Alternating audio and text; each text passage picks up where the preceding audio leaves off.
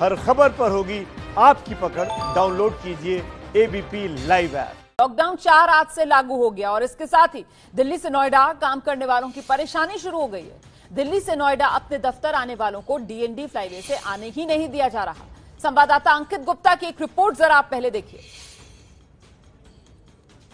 आज एक बार फिर से जाम है उस रास्ते पर जो कि दिल्ली को नोएडा से जोड़ता है। हम मौजूद हैं डीएनडी पर और उस रास्ते पर जो कि दिल्ली से गाड़ियां आती हैं और नोएडा की तरफ जाती हैं। देख सकते हैं कि किस तरीके से यहां पर गाड़ियों की कतार लगी हुई है।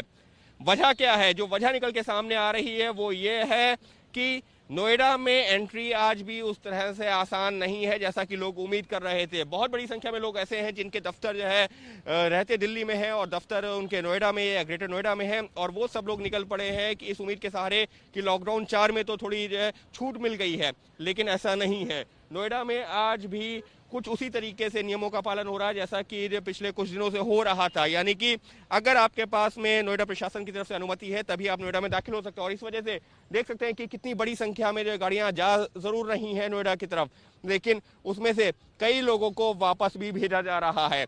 यहाँ पर कई लोग खड़े हुए हैं जो इस वजह से घरों से निकल आए थे कि लॉकडाउन 4 जो है लागू हो गया है और ऐसे में हमको जो थोड़ी छूट मिल गई है। ऑफिसेस खुल गए हैं और ऑफिसेस की तरफ से कहा जा रहा है कि आप लोग काम पर आइए, लेकिन इन सब लोगों को वापस भेज दिया गया है। और अब ये लोग अपने अपने दफ्तर में जानकारी दे रहे हैं कि हमको तो नोएडा में दाखिल होने ही नहीं दिया जा रहा है। बहुत सारे लोग यहाँ पर इस वक्त जो है दोपहिया वाहन वाले खड़े हुए हैं। क्या हुआ, आप लोगों को अंदर नहीं जाने नोएडा में? परमिशन ही नहीं है, मेरे को समझ में नहीं आता। आपको यदि पॉलिसी बनानी है तो दिल्ली एनसीआर का सिंगल पॉलिसी बनाइए। आपको यदि नो एंट्री बैन करना है तो दिल्ली एनसीआर के बाद आप ग्रेटर नोएडा के बाद आप नो एंट्री बैन कर दी, बिकॉज की दिल्ली और एनसीआर दोनों एक दूसरे से जुड़ा हुआ है। आप यदि कॉमर्शियल प्लेस को 30% आपने अलाउ भी कर दिया है और यदि दिल्ली का स्टाफ नोएडा नहीं जाएगा, नोएडा का स्टाफ दिल्ली नहीं आएगा, तो फिर ओपन करने का क्या फायदा? फैक्ट्री में क्या हो रहा है कि अब कोई निकल गया, कोई नहीं निकला। 30% से अलाउ है, अब 30% में बाकी 70% क्या करेगा? कंपनी वाले कह रहे हैं भाई वो आ गया, तुम नहीं आ रहे हो, तो नौकरी पे भी बात है। अब क्या करें सर, कैसे करें? 2 घंटे से कालिंदी से यहाँ खड़े हैं। एनसीआर तो कम से कम ओपन होनी चाहिए ना। सिंगल सर्कुलर होना चाहिए। दिल्ली और एनसीआर का कम से कम सिंगल सर्कुलर होना चाहिए। ओपन है तो ओपन है, बंद है तो बंद है। तो आप लोगों के पास नोएडा के एंट्री का पास नहीं? नहीं, नोएडा एंट्री का पास नहीं। पास भी है तो फिर मना कर दिया उन्होंने, साहब मना कर दिया। क्या बोल रहे हैं? उनने कहा नहीं वापस जाओ। मेरे पास सब कुछ डॉक्यूमेंट है, एक भी डॉक्यूमेंट नहीं ऐसा कि जो नहीं है। आप कौन से विभाग में काम करते हो? क्या है? मैं मदरलैंड में हूँ। हॉस्पिटल में? जी। तो आपको जो है ये पास इशू हुआ आपके नाम से? जी नहीं, से है, मास्क भी बनाते हैं, सारे काम कर रहे हैं, लेकिन कुछ भी नहीं है, देख ही नहीं रहे। पास हमें मिला हुआ है, रात में जॉब करके नाइट जॉब करके आ रहे हैं, अब घर जा रहे हैं तो वापस यहाँ से वापस कर दिया। तो देखा आपने किस तरीके की दिक्कत हो रही है लोगों को दिल्ली से नोएडा, एनसीआर का जो पूरा इलाका है वहां सफर करने में। अच्छा, हमारे साथ इस समय खास मेहमान उत्तर प्रदेश के डिप्टी सीएम दिनेश शर्मा जी मौजूद हैं। सर, बहुत बहुत स्वागत आपका एबीपी न्यूज में। पहला सवाल तो ये जो अभी हम रिपोर्ट दिखा रहे थे कि भाई दिल्ली से नोएडा लोग जा नहीं पा रहे हैं, ये सड़क पर इतनी बदइंतजामी है सर, लोगों को सही सूचना नहीं मिल पा रही है, क्यों इतना कंफ्यूजन क्यों? देखिए, अभी लॉकडाउन 4 के संदर्भ में नीति का निर्धारण होना है। आज शाम को 5:30 बजे माननीय मंत्रियों के साथ में माननीय मुख्यमंत्री जी बैठ रहे हैं। उसके बाद कोई जो रणनीति तय होगी तब इस प्रकार का आवागमन के बारे में हम कह सकेंगे। अभी लॉकडाउन के जो भी नियम हैं जो तय किए गए थे पहले 17 मई के लॉकडाउन के पहले, तो उनको अभी उसका पालन करना जरूरी है। मैं समझता हूँ कि कुछ दिनों के अंतराल में सारी स्थितियां सामान्य होंगी। नोएडा के संदर्भ में जो नीति बनाने की आवश्यकता है उसमें दिल्ली सरकार का भी विशेष तौर से उनसे आपसी सामंजस्य के आधार पर ही कोई रणनीति तय हो सकती है। तो सरकार की कोशिश है दिल्ली सरकार के साथ में साझा रणनीति तय करने की। आज बैठक होने के बाद ही लॉकडाउन के संदर्भ में विस्तृत जानकारी आपको दे सकेंगे। जी दिनेश जी, आप क्या ये बता रहे हैं एबीपी न्यूज के माध्यम से हमारे दर्शकों को कि भाई जो दिल्ली एनसीआर है उसे लेकर कोई एक नीति आप लोग बना सकते हैं ताकि लोगों को दिक्कत ना हो?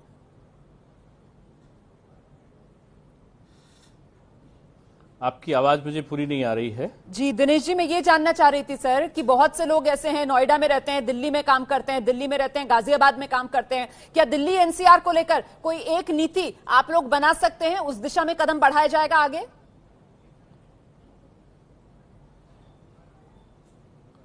देखिए, जब जो दिल्ली में काम करते हैं, रहते नोएडा में हैं, या नोएडा में किसी काम से आना हो, रहते दिल्ली में हैं, तो उनके लिए दोनों सरकारों के आपसी सहमत के आधार पर ही एक कोई बीच का रास्ता निकल सकता है।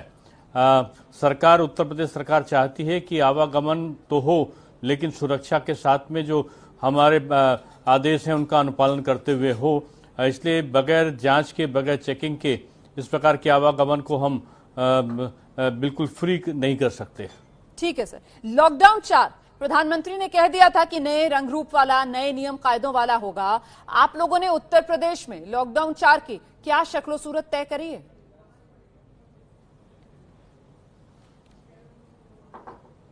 आपका आवाज मुझे पूरी तरीके से नहीं आ रहा है सर। यूपी वालों के लिए लॉकडाउन 4 कैसा रहने वाला है?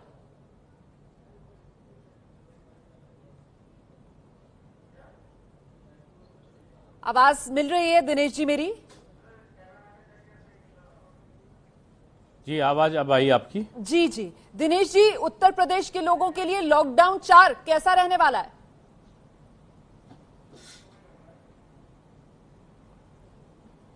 उत्तर प्रदेश का लॉकडाउन 4 कैसा होगा? आपके नेटवर्क का लॉकडाउन 4 के अंतर्गत हम तमाम उन बिंदुओं पर भी विचार कर रहे हैं कि जो केंद्र ने जिन पर सुविधा दी है, हम केंद्र के लॉकडाउन नीति का पालन कर रहे हैं, लेकिन हम अपनी स्थानीय आवश्यकताओं के अनुसार किन विषयों को और छूट दे सकते हैं। जैसे अभी तक हमने रजिस्ट्री को ओपन किया है, जो निर्माण कार्य हैं उनमें जो एक ही कैंपस के अंतर्गत जहां पर श्रमिक उपलब्ध हैं वहां के निर्माण कार्यों को भी हमने शुरू किया है।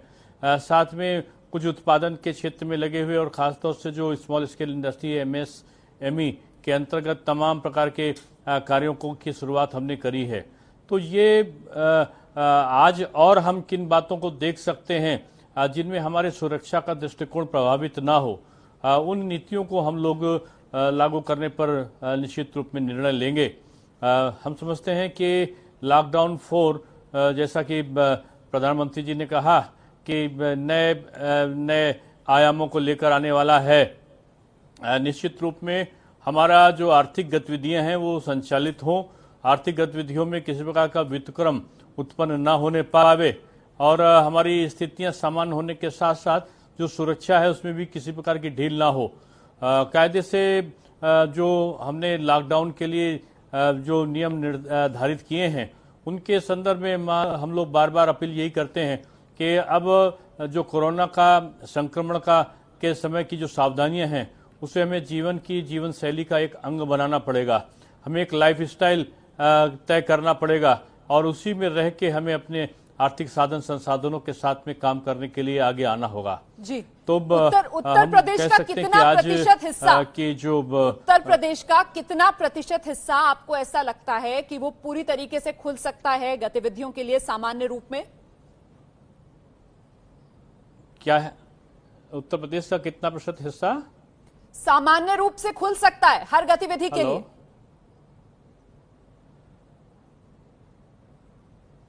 देखिए, हर गतिविधि के लिए छूट के संदर्भ में मैं कह सकता हूं कि अभी भी बहुत सारी चीजों पर छूट दी है और आवागमन के संदर्भ में तो हम संबंधित राज्यों से विचार विमर्श के बाद ही हम बसों के संचालन की बात को कर सकते हैं। अगर पड़ोसी राज्य इस बात के लिए सहमत हुए तो इस पर भी निर्णय हो सकता है। रेल की आवाजाही में 475 के आसपास रेलों को हम लोगों ने उत्तर प्रदेश में मांगा है और हर जिले के सुपुर्द 200 बसों को जिलाधिकारी के जो बॉर्डर पे बसों को उपलब्ध कराने की बात हम लोगों ने रखी है, आदेश किया है। तो आवागमन के उस पर हमारी प्राथमिकता होगी जिससे हमारे जो प्रवासी श्रमिक हैं उनको उनके यथा स्थान तक पहुंचाने में हमें सुविधा हो सके। सर, क्या उत्तर प्रदेश के जिलों के बीच में बसें चलाएंगे आप लोग?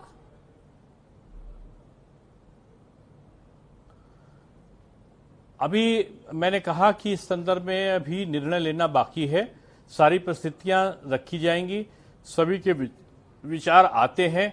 माननीय मुख्यमंत्री जी की एक कार्यशैली है, उस कार्यशैली के अंतर्गत वो पहले अपने ऑफिसर से टीम 11 से वार्ता करते हैं, उसके बाद वो अपने माननीय मंत्रीगण से एक एक करके सभी के विचार वो सामने लाते हैं, उसके बाद जो निष्कर्ष होता है वो सामने आता है। तो मैं ये कह सकता हूं कि अभी इस निर्णय की प्रतीक्षा करनी होगी। लेकिन प्रधानमंत्री ने तो राज्यों से पहले ही लॉकडाउन 4 के लिए ब्लूप्रिंट मांग लिया था ना, तो यूपी सरकार ने ब्लूप्रिंट तो पहले से तैयार किया होगा, उसमें आप लोगों ने क्या समझ बनाई थी?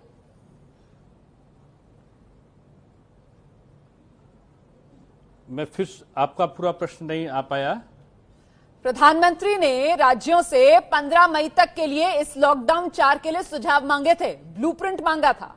आप लोगों ने क्या सुझाव दिए थे जो अब लग रहा है कि लॉकडाउन 4 में आप लोग प्रदेश में लागू कर पाएंगे?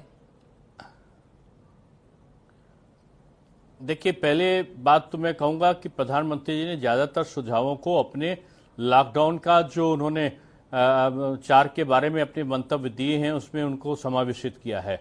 प्रधानमंत्री की यही खूबी है कि वो सबके विचार लेते हैं और विचार लेने के बाद जो जिस्ट होता है उसके उनकी एक्सपर्ट टीम उस चीज को लागू करती है।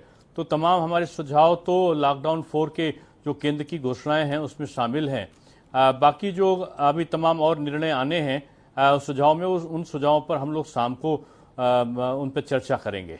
अच्छा दिनेश जी, औरैया हादसे में जो मजदूर मारे गए उनके शव जिस ट्रक में भेजे जा रहे थे उसी ट्रक में शवों के साथ घायल मजदूरों को भी बिठा दिया गया था। सर, यूपी प्रशासन ऐसी अमानवीय गलती कैसे कर सकता है?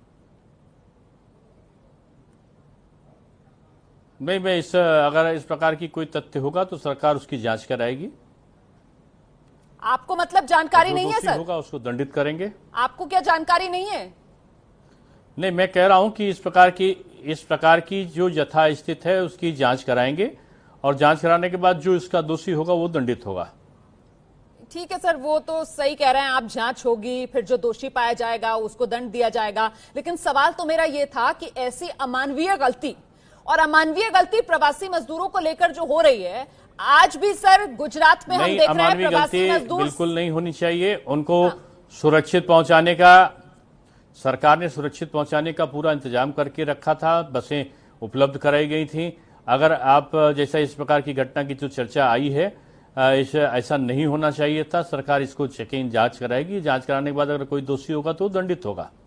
लेकिन लगातार विपक्ष की तरफ से कहा जा रहा है कि योगी सरकार तो बिल्कुल मानवता दिखाई नहीं रही है ना सर। बसें खड़ी हुई हैं और मजदूर सड़क पर पैदल चलते हुए नजर आ रहे हैं, बसों में बिठाकर उनको उनकी मंजिल तक क्यों नहीं पहुंचा रहे हैं योगी जी?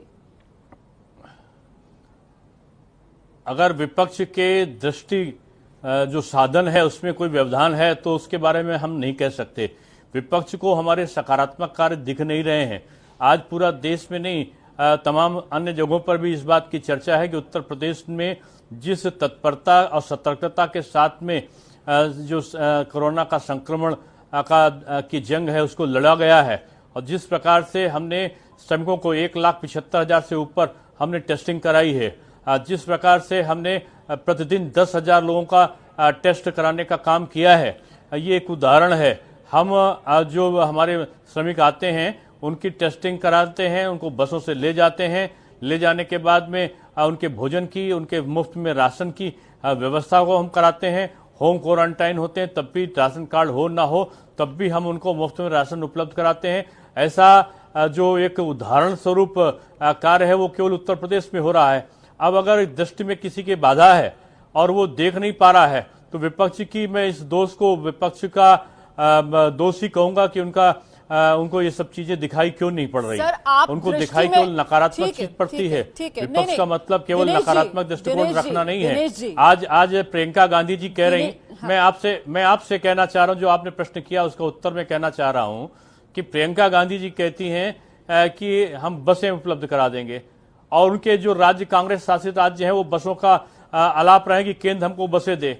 आप झारखंड में, आप राजस्थान में, आप पंजाब में, आप छत्तीसगढ़ में बसें क्यों नहीं उपलब्ध कराते? आप उत्तर प्रदेश की चिंता कर रहे हैं जहां इस प्रकार का कोई संकट नहीं है।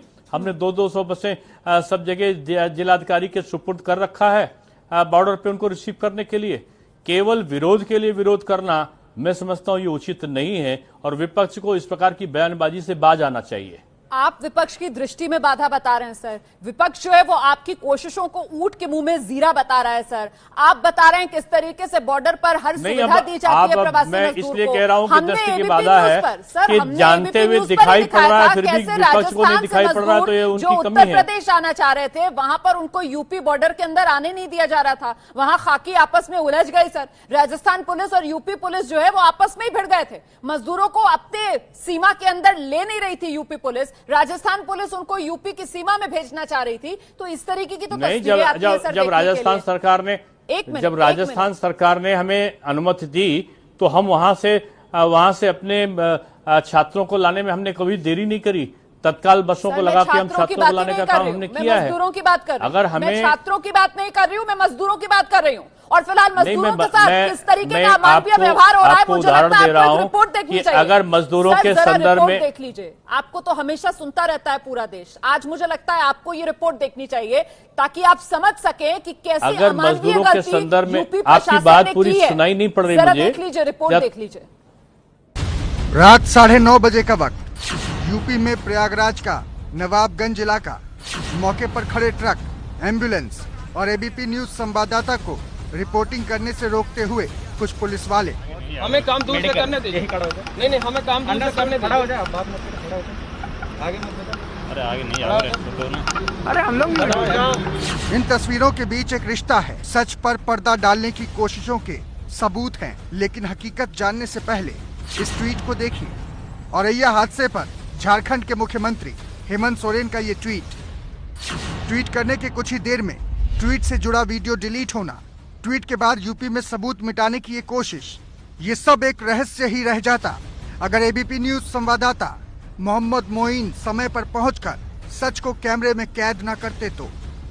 समझ सकते हैं कि किस तरह से अमानवीयता दिखाई उत्तर प्रदेश सरकार के जो हुक्मरान हैं। ट्रक को आगे कहीं गुमराह करने की कोशिश की जा रही है ताकि उसको मीडिया उस तक ना पहुंच सके। और यहाँ पर ये पूरा रास्ता बंद कर दिया गया। आप देखिए कई एम्बुलेंस यहाँ पर खड़ी कर दी हैं। झारखंड और पश्चिम बंगाल के लिए यूपी से ऐसे कुल 3 ट्रक निकले थे। इन ट्रकों में मजदूरों के शव थे। शव वाले ट्रकों में घायल मजदूरों को बिठाया गया था। अब जाकर के कई घंटे बाद ट्रक को प्रयागराज के नवाबगंज इलाके के हाईवे पर रोक लिया गया है। हाईवे पर अब यहाँ पर एम्बुलेंस मंगाई गई है। जो घायल हैं उनको अलग किया जा रहा है और यहाँ पर पुलिस की तैनाती की गई है। आपके चैनल एबीपी न्यूज ने उस ट्रक को ट्रेस कर लिया है। झारखंड सीएम के ट्वीट के साथ वाले वीडियो में संवेदनहीनता और अमानवीयता के ऐसे ही सबूत थे। ट्वीट वाला वीडियो औरैया से ट्रक के रवाना होने का था और ये तस्वीरें प्रयागराज पहुंचे ट्रकों की हैं।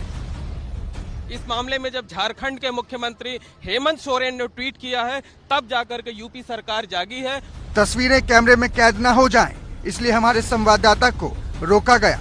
कहानी आ गया ना, आधा रास्ता कहानी आ गया ना भैया। हमें काम दूर से करने दीजिए। नहीं, हमें काम दूर से करने दीजिए। जब संवाददाता मोहम्मद मोइन ने रोकने की वजह पूछी तो पुलिस वाले कायदा कानून समझाने लगे। नहीं, क्यों आप रोक रहे हैं भाई? मेडिकली हजार्ड तो इतना आपने भेज दिया, डेड बॉडीज के साथ आपने आदमी को बिठा दिया है। नहीं, ये सब रिकॉर्ड हो रहा है, ये समझ लो जितनी तमाशाबाजी कर रहे हो। काफी कोशिश की पुलिस वालों ने हमारे संवाददाता को रोकने की, लेकिन वो डटे रहे। हाँ, रिकॉर्ड करो यार, रिकॉर्ड करो। क्या कर रहे हैं आप, ये क्यों रोक रहे हैं? जो यूपी सरकार के नुमाइंदे हैं वो यहाँ पर बिल्कुल मीडिया को काम नहीं करने दे रहे हैं। एबीपी न्यूज चैनल कवर कर रहा है लेकिन उसको लगातार रोक रहे हैं। धक्का मुक्की की जा रही है, कवरेज करने से रोका जा रहा है। यूपी के अधिकारियों की इस शर्मनाक करतूत की हकीकत ट्रक ड्राइवर राजेश से सुनिए। डेड बॉडीज भी थी? डेड बॉडीज थी सर, एक में 5 थी, एक में 11, 6 थी, एक में 6 थी। आपको लगा कि ये ठीक नहीं है, अमानवीय है, इसलिए आपने आगे बिठा लिया? हाँ सर, हमने पीछे क्यों बैठे हैं, बदबू मार रही है तो हमने आगे बिठा लिया उनको। तो रास्ते में कोई इंतजाम नहीं किए गए और ट्रक को 1.5 से पौने 2 घंटे इसी जगह पर रोका गया, तब जाकर के शव वाहन और एम्बुलेंसेस का इंतजाम किया जा सका है। कैमरामैन रोहित श्रीवास्तव के साथ मोहम्मद मोइन, एबीपी न्यूज, प्रयागराज। दिनेश जी, अब बताइए क्या कहेंगे इस पर? नहीं, मैंने पहले कहा कि इस प्रकार की घटना नहीं होनी चाहिए। अगर किसी की लापरवाही के कारण इस प्रकार का हुआ है तो सरकार कठोर कार्रवाई उनके खिलाफ करेगी और निश्चित रूप में इस पूरे प्रकरण की जांच सरकार करके जो लोग भी दोषी हैं उनको दंडित किया जाएगा। सर, मजदूर पैदल चलते हुए क्यों नजर आ रहे हैं? मैं बस ये जानना चाहती हूँ। वो पैदल चल रहे हैं, वो हादसों का शिकार हो रहे हैं, वो कुचले जा रहे हैं। देखिए, उत्तर प्रदेश में हमने बॉर्डर पे उत्तर प्रदेश में हमने तमाम अपनी बसों को खड़ा कर रखा है। हमारे जिलाधिकारियों के सुपुर्द बसें हैं, लेकिन कुछ लोग जो दूसरे प्रदेशों से आते हैं, उत्तर प्रदेश के बीच से होकर तीसरे प्रदेश में जाने के लिए जो चलते हैं, तो उनके द्वारा कभी कभी ये पैदल चलने की घटनाएं होती हैं। और कुछ लोग ऐसे भी हैं जो उत्तर प्रदेश में जिनको जानकारी नहीं है कि हमें बसें उपलब्ध होंगी, उस जल्दी में और उस परेशानी में भी वो इस प्रकार का आचरण कर रहे हैं। लेकिन कई जगह पर इन जो हमारे प्रवासी श्रमिक भाई हैं उनको ना चलें, इसके लिए अपील हम लोग बार लगातार उनसे करते जा रहे हैं कि आप लोग पैदल ना चलें। हम सरकार जो है आपकी सुरक्षित यात्रा के लिए पूरे इंतजामात कर रही है और सरकार का इंतजाम कर भी रही है, लेकिन इसके बावजूद कुछ लोग जो पैदल चल रहे हैं वो सबके लिए दुखद है। राज्य सरकार ने अपने अधिकारियों को निर्देश दिया है कि इनको पैदल चलने से रोक के इनको समझाया जाए और उनके लिए उपलब्ध कराई जाए बसें। इस प्रकार के निर्देश जारी किए गए हैं। लेकिन सर, फिर भी तस्वीर तो बदल नहीं रही है ना। मजदूर तो फिर भी बेबस, बेआसरा, बेसहारा सड़क पर पैदल चलने के लिए मजबूर है ना। और गुजरात की आज तस्वीरें भी हमने देखी, उसमें ज्यादातर मजदूर जो हैं वो उत्तर प्रदेश आना चाहते हैं, बिहार आना चाहते हैं, लेकिन इंतजाम उनके लिए हो नहीं पा रहा। आप जान के आपको ताजुब होगा, 18 करोड़ श्रमिकों को हम लोगों ने राशन और भोजन उपलब्ध कराया है। श्रमिकों को लाने का काम लगातार सरकार कर रही है, लेकिन भारी संख्या में श्रमिकों का विभिन्न प्रदेशों से जो पलायन हुआ है उनके कारण इस प्रकार की स्थितियां उत्पन्न हुई हैं। उत्तर प्रदेश सरकार न केवल उनको सुरक्षित यात्रा तय कर रही, बल्कि उनको रोजगार भी मिल सके इन फ्यूचर में, उसके लिए भी हमने तमाम कार्य योजना को तैयार करा है। रोजगार तो बात की बात है सर, पहले तो आपसे अपील ये है कि सुरक्षित उनके घर पहुंचा दीजिए। रोजगार तो बात की बात है सर, पहले तो उनकी जिंदगी बच जाए सर, वो हादसे का शिकार ना हो, वो सुरक्षित अपने घर पहुंच जाए। एक दो घटनाएं अगर अपने बच्चे को गोद में ना उठाना पड़े, अपनी गठरी अपने सर पर ना लादनी पड़े सर, ऐसी स्थिति से पहले उस मजदूर को बचाइए सर। इस तपती गर्मी में नंगे पैर वो मजदूर सड़क पर पैदल चले जा रहा है, उसके पैरों में छाले पड़ने से रोकिए सर पहले, बाद में रोजगार की बात कीजिएगा। मैं एक ट्वीट आपको दिखा देती हूँ। बीएसपी की सुप्रीमो है मायावती, उन्होंने ट्वीट किया है और वो जो औरैया वाली घटना हुई है सर, उस पर उन्होंने ट्वीट किया है, औरैया यूपी की भीषण दुर्घटना में मारे गए मजदूरों और घायलों को इकट्ठा ट्रक में भरकर उनके घर भेजने की हृदयहीनता पर उभरा जन आक्रोश उचित है। इससे साबित होता है कि सीएम के निर्देशों को गंभीरता और संवेदनशीलता से नहीं लिया जा रहा। अति दुखद, दोषियों पर सख्त कार्रवाई हो। यह मायावती का ट्वीट। दिनेश जी, मुख्यमंत्री के जो निर्देश हैं उनको गंभीरता से नहीं लिया जा रहा, ये कह रही है मायावती। आपके प्रश्न का 3 बार जवाब दे चुका हूं, आपके प्रश्न का 3 बार जवाब दे चुका हूं। आप फिर उलट के वही प्रश्न मुझसे करते। मैंने कहा कि इसकी जांच कराई जाएगी और इसे जो भी दोषी होगा उसे दंडित किया जाएगा। आप उसी प्रश्न को 3 बार पूछेंगे, 4 बार पूछेंगे तो मैं जवाब वही दूंगा कि ये घटना दुखद है, नहीं होनी चाहिए थी। इसमें कौन लोग दोषी हैं उसकी जांच सरकार करेगी। उत्तर प्रदेश सरकार ने बिल्कुल इस बात का कड़े आदेश दे रखे हैं कि किसी प्रकार की कोताही या लापरवाही ना हो, श्रमिकों की सकुशल और सुरक्षित यात्रा तय हो, इसके लिए हमने सारे इंतजाम किए हैं। आपकी सरकार कि पूरे देश के अंदर सियासी तौर पर हंगामा खड़ा हो जाता है, औरैया में दुर्घटना के बाद लाशों के साथ घायल मजदूरों को बिठाकर आप उनके घरों के लिए रवाना कर देते हैं और आप लोगों को इसकी जानकारी नहीं है। आप लोग अब कह रहे हैं कि इसकी जांच कराई जाएगी, एक्शन लिया जाएगा। जब सियासी तौर पर मामला गरमा रहा है उसके बाद ये राजनीतिक दबाव में जांच कराई जाएगी और एक्शन लिया जाएगा, वरना खुद आप लोगों ने इसमें कोई दिलचस्पी नहीं दिखाई।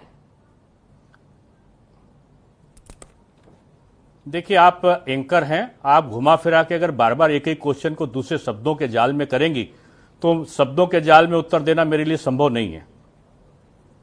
चलें सर, बहुत बहुत धन्यवाद आपका हमारे साथ बने रहने के। कुल मिलाकर ये वो सवाल जो जनता के मन के सवाल थे जो मैं आपके सामने रख रही थी, और ऐसे में जिस तरीके की मुश्किल के दौर से प्रवासी मजदूर गुजर रहे हैं उसे देखकर पूरा देश हैरान भी है, परेशान भी है, और सब अपील यही कर रहे हैं कि मजदूरों को सुरक्षित उनके घर पहुंचाए सरकार।